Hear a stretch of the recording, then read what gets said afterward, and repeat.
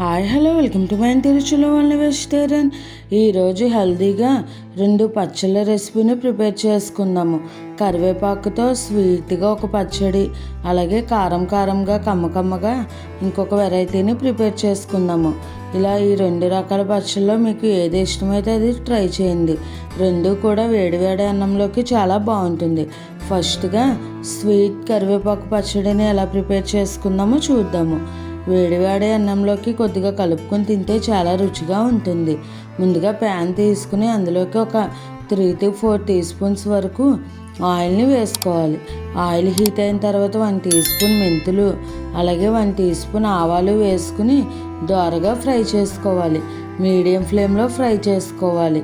అలాగే దలసరిగా ఉన్న ప్యాన్ అయితే మనకు అన్నీ కూడా ఈక్వల్గా ఫ్రై అవుతాయి. ఇప్పుడు ఇలా మెంతులు కలర్ చేంజ్ అయిన తర్వాత 1 టీ స్పూన్ పచ్చిశనగపప్పు, 1 టీ స్పూన్ మినపప్పు, అలాగే 2 టీ స్పూన్స్ వరకు ధనియాలను కూడా వేసుకుని బాగా ఫ్రై చేసుకోవాలి.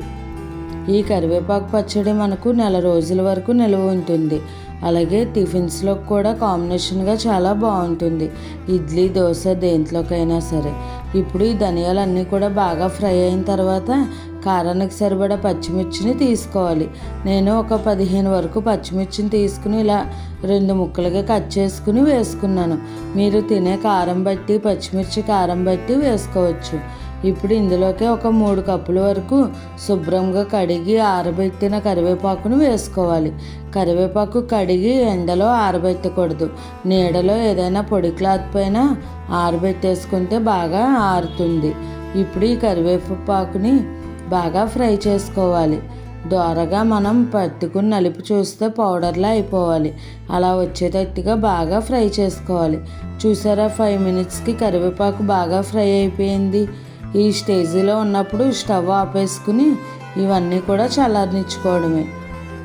కరివేపాకు పచ్చడికి పర్ఫెక్ట్గా ఇలా ఫ్రై అవుతే చాలా బాగుంటుంది, లేదంటే పచ్చివాసన వచ్చేస్తుంది. తర్వాత ఇందులోకి పెద్ద నిమ్మకాయ సైజు అంతా చింతపండుని వేసుకుని మిక్స్ చేసుకుని చల్లారనివ్వాలి. ఈ వేడికి చింతపండు కూడా బాగా మగ్గిపోతుంది, మెత్తగా అయిపోతుంది.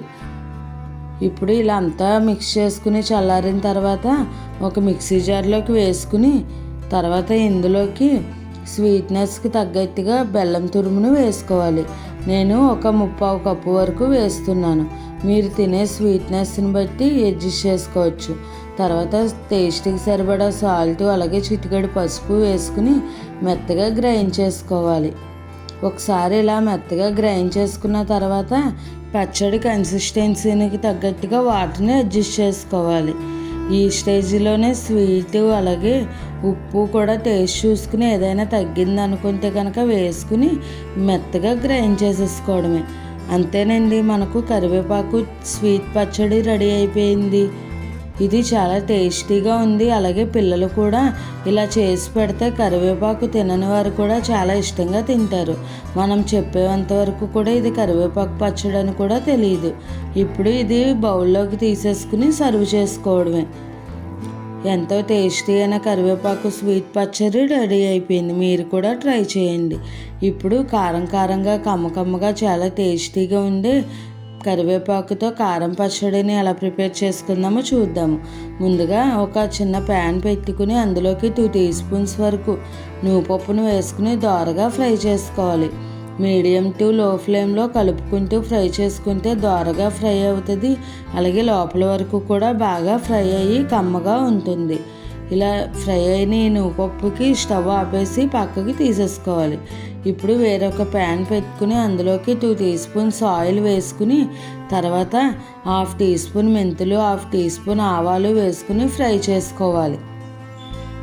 ఈ ఆవాలు మెంతులు ఇలా ఫ్రై అవుతున్నప్పుడు ఇందులోకి ఒక 1 టీ స్పూన్ ధనియాలను వేసుకుని ఫ్రై చేసుకోవాలి. ఇవన్నీ కూడా మీడియం ఫ్లేమ్లో ఫ్రై చేసుకుంటే మంచిగా ఫ్రై అవుతుంది. అలాగే కమ్మగా టేస్ట్ చాలా బాగుంటుంది. ఇప్పుడు కారానికి సరిపడా ఎండుమిర్చిని వేసుకోవాలి. నేను ఒక 8 వరకు ఎండుమిర్చిని వేసుకున్నాను. మీరు కారానికి తగ్గట్టుగా ఎండుమిర్చిని అడ్జస్ట్ చేసుకుని ఈ ఎండుమిర్చి కూడా బాగా ఫ్రై అయ్యేంత వరకు ఫ్రై చేసుకుని తర్వాత ఇందులోకి శుభ్రంగా కడిగి ఆరబెట్టుకున్న కరివేపాకును యాడ్ చేసుకోవాలి. ఈ కరివేపాకు 2 కప్స్ వరకు ఉంటుంది. మీరు ఎంత కావాలితే అంత వేసుకోవచ్చు. దాన్ని బట్టి ఎండుమిర్చి అవి కూడా అడ్జస్ట్ చేసుకుంటే సరిపోతుంది. ఇప్పుడు ఈ కరివేపాకును కూడా మంచిగా ఫ్రై చేసుకోవాలి. దోరగా చాలా బాగా ఫ్రై చేసుకోవాలి, లేదంటే పచ్చివాసన వచ్చేస్తుంది. చూసారా, నాకు 4 మినిట్స్కి కరివేపాకు బాగా ఫ్రై అయిపోయింది. ఇప్పుడు ఇది కూడా స్టవ్ ఆపేసుకుని పక్కన పెట్టేసుకుని చల్లారనిచ్చుకుని బాగా చల్లారిన తర్వాత ఒక మిక్సీ జార్లోకి వేసేసుకోవాలి.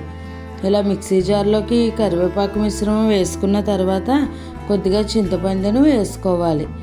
తర్వాత ఇందులోకి ఒక 4 లేదా 5 వెల్లుల్లి రెబ్బలు, అలాగే 1/2 టీ స్పూన్ జీలకర్ర వేసుకుని తర్వాత చిటికెడు పసుపు, టేస్ట్కి సరిపడా సాల్ట్ వేసుకుని ముందుగా ఫ్రై చేసుకున్న నువ్వుపప్పును కూడా వేసేసుకోవాలి. ఇప్పుడు వీటినన్నిటినీ కూడా ముందు ఫైన్ పౌడర్లా చేసుకోవాలి. వాటర్ వేసేస్తే కనుక ఈ నువ్వుపప్పు అవి మెత్తబడిపోయి త్వరగా నలగవు. అందుకని ముందు వాటర్ వేయకుండా పౌడర్లా చేసుకున్న తర్వాత పచ్చడి కన్సిస్టెన్సీకి తగ్గట్టుగా వాటర్ పోసుకుని కొద్దిగా తర్వాత మిక్స్ చేసుకోవడమే. చూసారా, మనకు కమ్మగా కారంగా పచ్చడి రెడీ అయిపోయింది. ఈ పచ్చడి కూడా వేడివేడి అన్నంలోకి కొద్దిగా నెయ్యి వేసుకుని తింటే చాలా రుచిగా ఉంటుంది. చూసారు కదండి 2 పచ్చళ్ళ రెసిపీస్ని కూడా. మీరు కూడా ఈ పచ్చళ్ళని తప్పకుండా ట్రై చేసి ఎలా వచ్చిందో నాకు కామెంట్ చేయండి. కరివేపాకు తినని వాళ్ళు కూడా ఈ పచ్చడిని వేసి పెడితే చాలా ఇష్టంగా తింటారు. అలాగే మనం కరివేపాకుతో చేసామని కూడా మనం చెబితేనే కానీ తెలియదు. మరిన్ని మంచి రెసిపీస్ కోసం నా ఛానల్ని ఫాలో అవ్వండి. ఈ రెసిపీ కనుక మీకు నచ్చినట్లయితే లైక్ చేసి, షేర్ చేసి, కామెంట్ చేసి ఈ ఛానల్ సబ్స్క్రైబ్ చేసుకుని పక్కనే ఉన్న బెల్ ఐకాన్ క్లిక్ చేయడం మర్చిపోకండి. Thanks for watching.